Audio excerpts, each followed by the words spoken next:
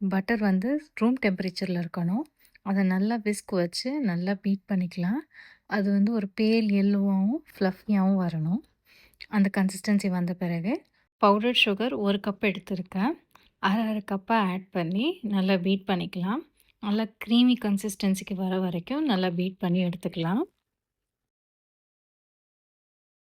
பேக்கரீஸில் ammonia use பண்ணி தான் அந்த பிஸ்கெட்ஸ் பண்ணுவாங்க. நம்ம அதெல்லாம் இல்லாமல் வெறும் பேக்கிங் சோடா வச்சு வீட்டில் எப்படி செய்யலான்னு பார்க்கலாம்.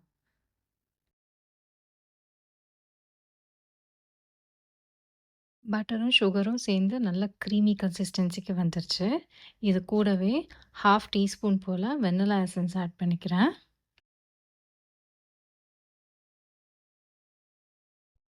நெக்ஸ்ட்டு 2 கப்பு போல் ஆல் பர்பஸ் ஃப்ளோர் ஆட் பண்ணிக்கலாம். நல்லா சலிச்சு ஆட் பண்ணிக்கிறேன். கூடவே 1/4 கப் போல் பால் பவுடர் ஆட் பண்ணிக்கிறேன்.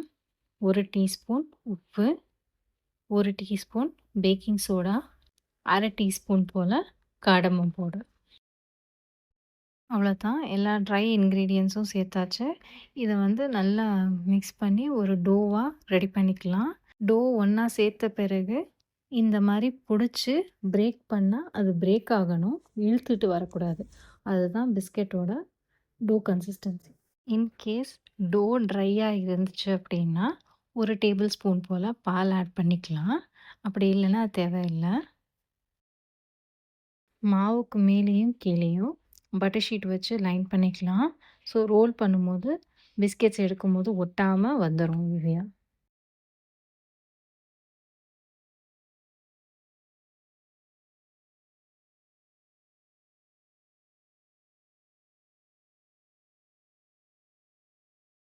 ½ இன்ச்சுக்கும் கம்மியான திக்னஸில் ஈவனாக ஸ்ப்ரெட் பண்ணிக்கலாம். குக்கி கட்டரை வச்சு கட் பண்ணி ஒவ்வொரு பீஸாக தனித்தனியாக எடுத்து அரேஞ்ச் பண்ணிக்கலாம். கட் பண்ண பிஸ்கெட் டோவை எடுத்து நம்ம பேக்கிங்க்கு அரேஞ்ச் பண்ணிடலாம். பேலன்ஸ் இருக்கிற மாவை திரும்ப அதையே திரட்டி ரோல் பண்ணி திரும்ப நம்ம பிஸ்கெட்ஸ் கட் பண்ணிக்கலாம். பிஸ்கெட்ஸ் கட் பண்ணிகிட்டு இருக்கும் போதே அவனை 170 டிகிரி செல்சியஸில் 10 மினிட்ஸ்க்கு ப்ரீஹீட் பண்ணிக்கலாம். ஒரு பேக்கிங் ட்ரேயில் பட்டர் ஷீட் போட்டு இந்த மாதிரி பிஸ்கெட்ஸ் அரேஞ்ச் பண்ணி வச்சுக்கலாம்.